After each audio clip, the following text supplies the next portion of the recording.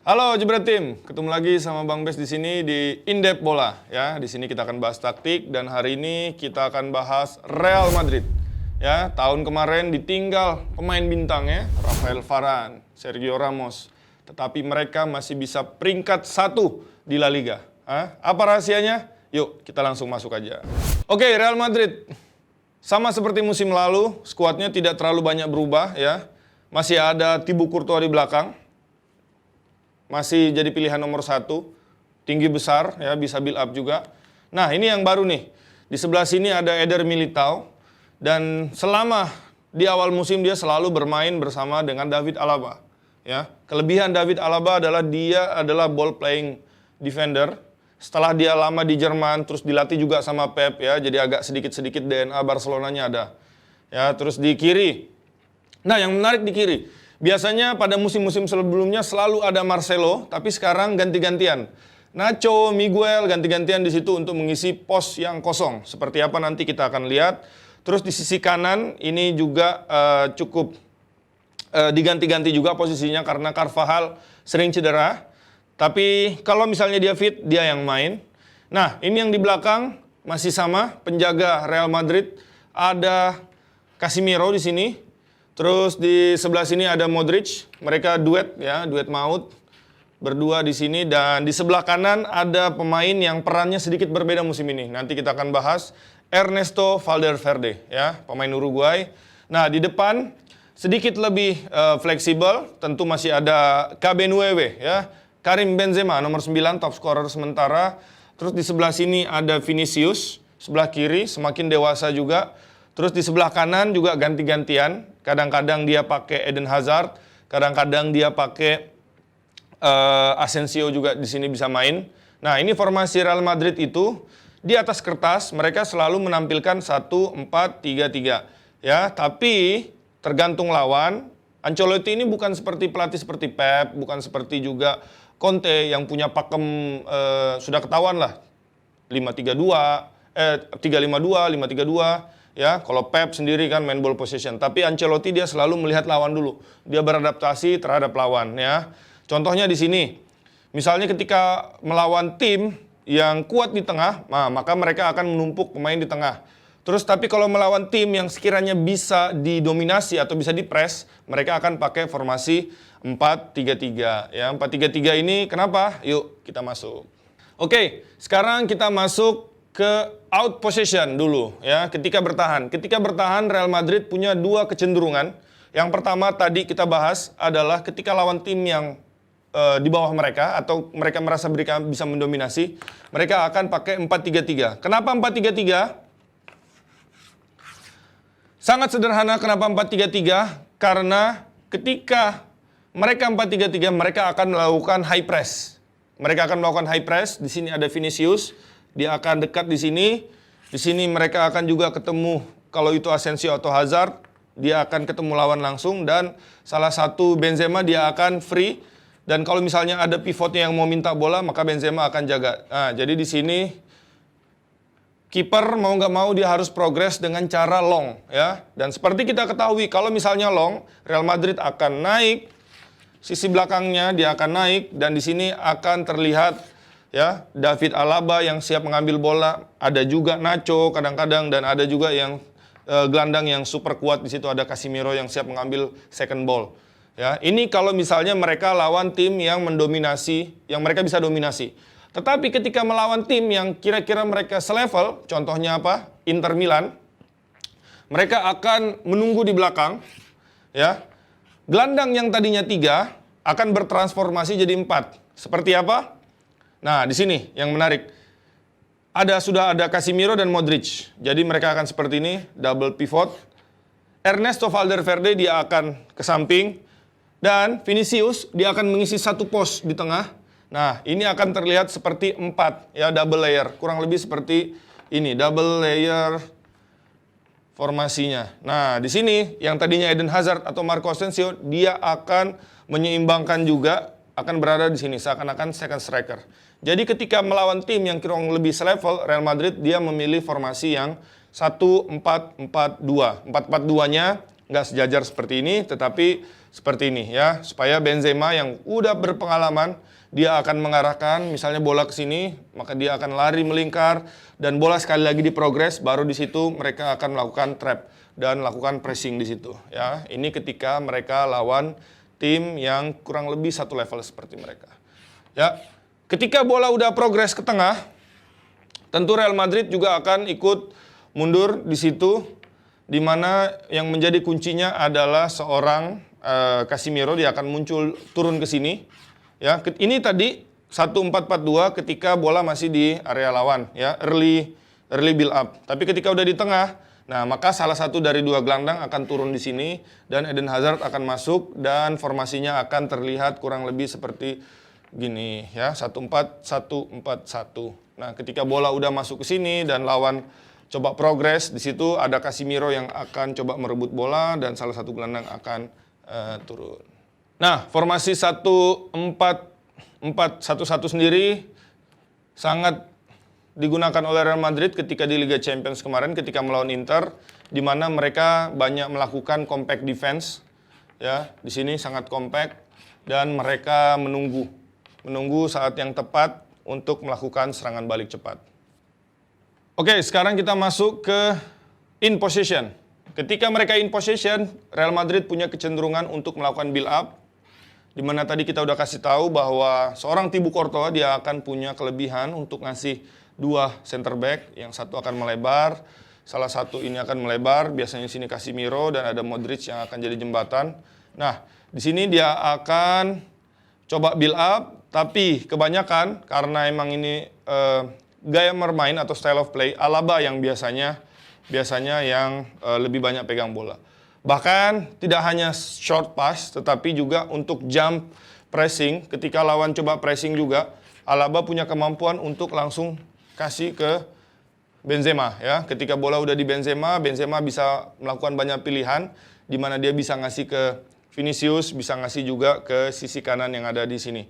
Nah, yang menarik lagi adalah ketika bermain dari belakang, Real Madrid juga punya kecenderungan adalah di sini ada role seorang playmaker yang sudah cukup mahir, ya. Dia adalah Luka Modric, di mana dia bisa melakukan passing di antara lini dan bisa muncul di antara lini, dan di sini sedikit free seorang Eden Hazard untuk mensupport Benzema. Ya. Sementara itu di sebelah kiri seorang Vinicius dia sedikit bebas, makanya tahun ini sedikit sentuhan lebih efektif, ya, semenjak ada Ancelotti, makanya golnya lebih banyak. Ketika 1-lawan-1 maka si Vinicius punya license untuk bisa masuk ke dalam kotak penalti lawan. Nah, mungkin ada yang nanya juga, berarti di sisi kanan nih gunanya apa nih? Seorang Ernesto Valverde, ya, selalu main, selalu ada. Ketika Madrid pakai 3 gelandang, Modric, Casemiro sama Valverde. Apa gunanya Valverde? Tentu dia ada gunanya, ya. Ketika Vinicius sudah nyerang, Benzema udah nyerang, Eden Hazard juga udah naik, Modric udah nunggu di sini. Mungkin salah satu dari fullback juga udah naik. Nah, tugas dari Ernesto Valverde adalah dia adalah orang pertama yang memutus serangan ketika terjadi serangan balik atau transisi negatif dari pemain lawan. Misalnya bola berhasil direbut, terus lawan coba progres, disitulah tugas seorang Ernesto Valverde untuk melakukan yang dinamakan dengan marking, cover, dan balance. Ini adalah prinsip bertahan dalam sepak bola, ya. Dia lakukan marking, dia lakukan cover, dan dia lakukan balance. Balance dalam artian dia menyeimbangkan. Ketika Modric naik, ketika Casemiro mungkin ada peluang untuk dia naik sampai di sini. Nah, di sini Valverde dia yang akan mencoba menyeimbangkan, ya, tim. Oke, tadi kita udah bahas formasi Real Madrid. Mereka punya formasi 4-3-3. Mereka kadang-kadang juga pakai 4-4-2 ketika lawan tim yang sedikit kuat. Nah, ada formasi lain dari Real Madrid ketika mereka kesulitan atau misalnya pemainnya cedera, mereka bermain dengan menggunakan Nacho di sebelah kiri. Untuk apa? Supaya mereka bisa main 3, ya. Ketika mereka menggunakan Nacho, maka mereka akan menggunakan 3 back di belakang, dan kadang-kadang yang main adalah Lucas Vazquez di sini, sub, ya. Oke, ya, mereka bermain dengan 3 dan di depan seperti biasa ada Benzema dan Eden Hazard. Ini adalah transformasi formasi dari Real Madrid ketika mereka menggunakan Nacho. Nacho sendiri kan nggak sering dia naik, tapi dia bisa menjadi salah satu dari 3 center back, di mana yang mengontrol adalah Eder Militao, Alaba, dan tentunya masih ada Casemiro, Modric, dan Valverde. Ya, kita tunggu kedatangan Toni Kroos. Mungkin Toni Kroos akan memberikan angin segar buat Real Madrid. Tetapi Real Madrid musim ini juga menggunakan formasi ketiga alternatif ketika buntu adalah 3-5-2. Terus lagi yang menarik dari tim Real Madrid adalah mereka satu kali menyerang bisa menyerang sampai dengan 5 pemain. Seperti apa? Ya, kita tahu tadi 2 fullback sudah berada di sini dan Casemiro sudah ada di sini dan dia punya kelebihan ya. Misalnya di sini fullbacknya naik 1, Vinicius akan masuk ke dalam karena dia didorong dan Benzema ada di sini dan Eden Hazard sudah di sini, Carvajal ada di sini. Ya, dan yang akan menyeimbangkan adalah seorang Modric dan Ernesto Valverde berada di antara Modric seperti ini untuk menjaga kalau misalnya antisipasi serangan balik. Kenapa mereka bisa sampai 5 orang menyerang atau bahkan misalnya 4? Ini adalah untuk merenggang lawan. Ya, biasanya lawan kalau mereka bertahan, mereka akan bertahan dengan menggunakan 4 pemain atau 3 kalau dia pakai formasi 3 back. Tetapi kalau misalnya dia pakai 4, kalau misalnya sudah ada 5, otomatis 1 pemain akan kosong. Inilah kelebihan dari Real Madrid, mereka sangat cepat ketika melakukan yang dinamakan dengan switch play. Ya, ini juga kegunaan lain dari seorang Ernesto Valverde. Dia bisa menyambungkan ruang di antara lini. Misalnya di sini udah mentok karena sudah man to man semua, sudah dijaga semua. Yang kosong cuman Modric, tapi biasanya juga ada yang jaga. Ya, otomatis kalau misalnya tidak bisa dipaksa, dia akan back pass ke belakang dan Valverde akan mencari 1 pemain yang kosong di sini ya. Dan pemain ini biasanya akan memilih pemain yang paling dekat dengan gawang. Jadi biasanya either Nacho atau misalnya pemain baru Real Madrid yang sering main Miguel, dia akan kosong dan bola akan diumpan ke sini baru ya akan dilakukan crossing. Real Madrid juga punya kelebihan adalah mereka punya kecepatan passing yang sangat cepat sekarang di era Ancelotti, quick passing ya.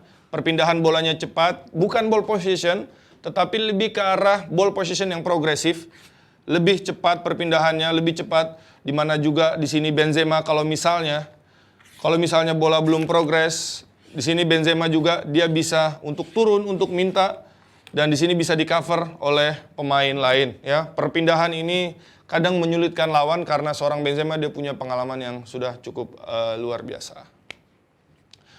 Nah, kelemahan dari Real Madrid sendiri adalah ketika musim ini mereka sudah kebobolan cukup banyak gol, di mana diantaranya adalah ketika mereka sudah menyerang, ini sudah naik, dan gelandangnya sudah tidak cukup mudah lagi untuk bisa mengantisipasi serangan balik. Jadi mereka tahun ini juga banyak sekali terkena serangan balik, dan situasi set piece juga beberapa kali mereka kebobolan, tetapi itu coba diperbaiki. Nah, sekarang kedepannya bagaimana? Karena di Liga Champions juga mereka sudah kalah. Nah, kita tunggu saja permainan Real Madrid ke depannya seperti apa. Oke, untuk kedalaman skuad sendiri Real Madrid cukup dalam. Kita tahu pemain-pemain lama seperti Toni Kroos yang biasa main di sini sedikit mengalami masalah pada awal musim, begitu juga dengan Marcelo, kadang-kadang juga Carvajal. Benzema juga beberapa kali tidak bisa bermain full ya, tetapi tidak masalah karena Real Madrid punya kedalaman skuad yang cukup baik, di mana di sebelah kiri sudah mulai diisi oleh Nacho, pemain yang bisa main di mana saja, pemain serba bisa. Terus di sebelah sini, center midfielder kanan, ada Ernesto Valverde, ya, pemain muda. Dia bisa mengisi pos yang ditinggalkan oleh Toni Kroos. Mungkin passing-passing progresifnya belum terlalu kelihatan, tetapi dia punya kelebihan di stamina dan juga daya jelajah yang lebih tinggi daripada Toni Kroos. Dia punya stamina, dia bisa mengcover teman-temannya ketika teman-temannya udah mulai naik menyerang. Nah, ada lagi satu pemain, satu pemain yang menarik juga kita bahas, Luka Jovic ya, menggantikan peran Benzema sesekali walaupun belum maksimal. Tetapi ada satu lagi, dia adalah Edouard Camavinga ya, pemain dari Prancis yang cukup fenomena, umur belum 20 tetapi dia udah sering kali main sebagai starting di Real Madrid. Gunanya apa? Dia punya kelebihan, dia bisa menghubungkan lini pertahanan dan lini depan ya. Sebagai seorang gelandang dia cukup komplit, dia juga punya fisik yang luar biasa besar. Dan yang terlebih lagi dia punya visi bermain ya, kurang lebih seperti Pogba. Seperti Pogba, dia punya umpan terobosan yang cukup akurat dan punya visi bermain yang sangat baik. Oke, terima kasih yang udah nonton. Itu dulu buat hari ini. Itu tadi Real Madrid. Kalau ada tim yang pengen kita bahas di bawah, tinggal komen. Nanti kita akan coba bedah seperti apa taktiknya. Itu dari Bang Bes. Sampai ketemu lagi.